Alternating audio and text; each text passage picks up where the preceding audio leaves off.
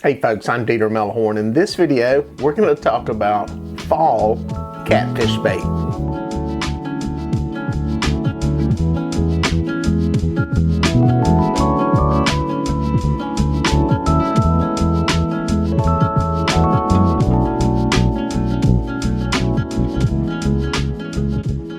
Now, one of the things I see online a lot is people asking and talking about catfish bait in the fall. Do you need a different catfish bait in the fall? Do you need a bigger catfish bait in the fall? Do you need a smaller catfish bait in the fall? A lot of questions out there going around about it, and I'm going to kind of talk about it today in this video, just to go over some of my thoughts and my impressions on what you need to do and what you don't need to worry about. Now, one of the first things that comes up is, do you need to use a bigger bait or a smaller bait? Now, obviously, if you're trying to catch trophy catfish, if you just want to catch a monster, then a bigger catfish bait is gonna give you probably better results. Not so much that big catfish only bite big bait, but big baits will eliminate a lot of those small catfish bites. So if you don't want to be distracted with catching smaller fish, put on a big bait. Put on one the size of your hand. Now, keep in mind, you need to have fish that are big enough to eat those baits in the waters that you're fishing. If you're fishing a little local, community pond, you're probably not going to have fish in there that can eat that. And you may get frustrated with not catching any fish. So you got to use a little perspective here and keep everything in balance on exactly what kind of fish you have versus what kind of fish you can possibly catch. Don't go using super huge baits if you don't have big fish around. Now, I guess the real question is, are they hitting on bigger baits more in the fall? I think generally speaking, not yet. My experience has been that late in the fall, as we get toward winter, when those water temperatures start to drop into the 50s, that is when I see blue catfish, at least, hitting on much bigger baits. It's when I really start upping the size of the baits that I use. Now, flatheads become a little more elusive in our area in the southeast once those water temperatures get that cold. So they kind of start to fall off the radar for me when it comes to fall fishing. Now, fall fishing early can be really good for flathead catfish. It's a time of the year where when they get stacked up, you can catch a bunch of them. And cut bait, live bait, both of them are going to work. Obviously, flatheads can eat about anything that is put in front of them. And you don't have to really worry about bait size with those fish. However, as those temperatures start to drop, blue catfish become what I'm really targeting. Now, one thing I will say is that I see showing up as I am targeting these bigger blue catfish, especially as the water temperatures get colder and fish move deeper, I start to see and start to catch a lot of good sized channel catfish, and I think that's maybe just something that's interesting about our lake. Blues are what I'm targeting once it gets cold.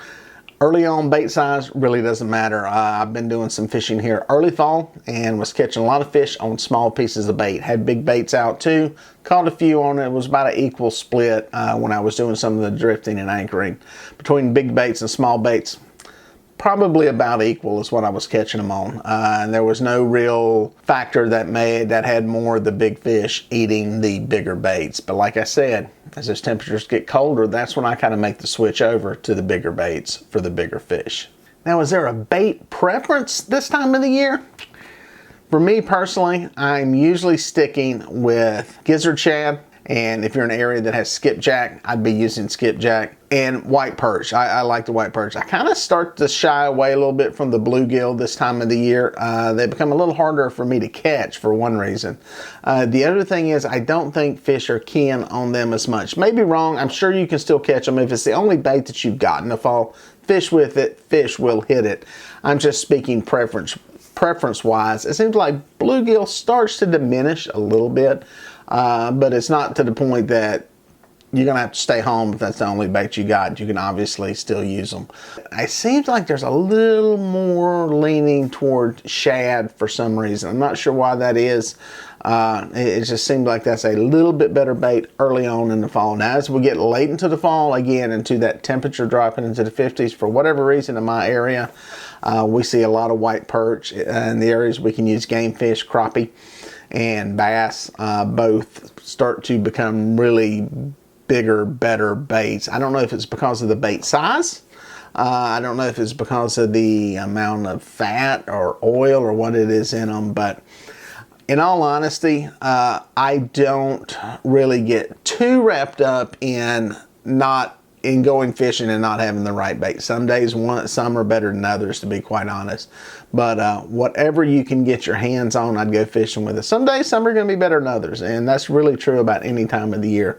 But there's nothing really that's going to eliminate one totally from the equation. Like I said, with bluegill, brim, I seem like they don't hit them as good, but you can still catch fish on them, so continue to use them. Shad gets sometimes a little bit, there's a point where it's kind of easier to catch, and as the temperatures get colder, a lot of times the fish go deeper and they kind of become harder to catch. So that kind of becomes a little bit of a challenge there, putting the bait in the boat.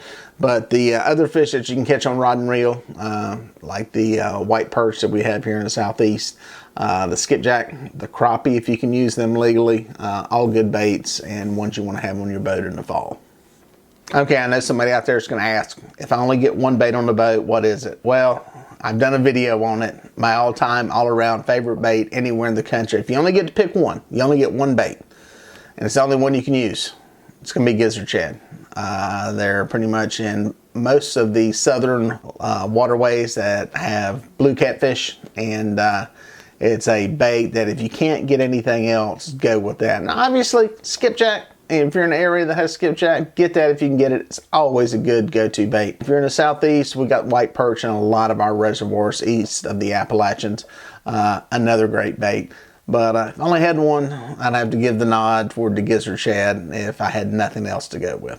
One more tip on fall catfish bait is it's a good time to stock up on bait if you can. A lot of times, a lot of these fish get schooled up. You can catch them in packs. You can catch them in droves. As water temperatures are dropping, fish are biting a little bit more. It's a good time to sock some away, either through freezing or in large bait tanks. Keeping them in bait tanks right now, especially the larger ones, the 100+ gallon tanks that you may have at home, you can keep them literally for months. A lot of the fish I put in there I can keep for, well, I'll use them. I'll use them before they'll die. So it's a good time to stock up on stuff you can catch. If you can freeze it, go through a freezing process. I'm going to try to do a video on that once I get back fishing here on exactly how I freeze bait. Best way to do, I can just tell you right offhand, is vacuum sealing them. Vacuum sealing bait is the way to go. If you've got a vacuum sealer, and vacuum sealing them relatively quickly after they're dead is a good way. And there's some other ideas and stuff. Might even do a video there experimenting with that a little bit. Freezing them in water, wrapping them in a towel, sprinkling them in salt. There's all kinds of different ways. But the bottom line is remove as much air as possible. The airspace is what facilitates the freezer burn, which is basically that migration of the moisture to a less dense area, and that's what gives you the ice and the freezer burn. The expansion of that causes the tissue to break down and all that other complicated voodoo science that I won't get into, but it basically makes the fish mushy. So vacuum seal them is the best way to reduce that from happening as much as possible. I think the bottom line takeaway here, folks, is get out on the water and fish. It's a beautiful time to be on the water. It's a beautiful time to be fishing. Obviously, some baits are better than others, but I wouldn't get too hung up on using, as long as you're using any of the fish. This is the time of the year when fish just seem to be the better bait to use. I will say that. I've not tried any chicken in the fall because I've had such tremendous success with the actual fish from the lake. The stink baits, prepared baits, seem to do a little worse this time of the year, mainly because of the water temperature. Dissemination of scent seems to do better in warmer water. It just seems like the fish key in on it and hit it better and are able to find it better. So I say stay with the fish. That's my takeaway in all of this. Stay away from some of the grocery store baits and prepared baits. You may still be able to catch fish on them. You're always going to catch some fish, but just higher percentage wise, go with the fish from the water that you're fishing in, and you'll have the most success. Well, folks, if you made it this far, thank you for watching. Please consider subscribing, and here are a couple of more videos that I think you're going to like.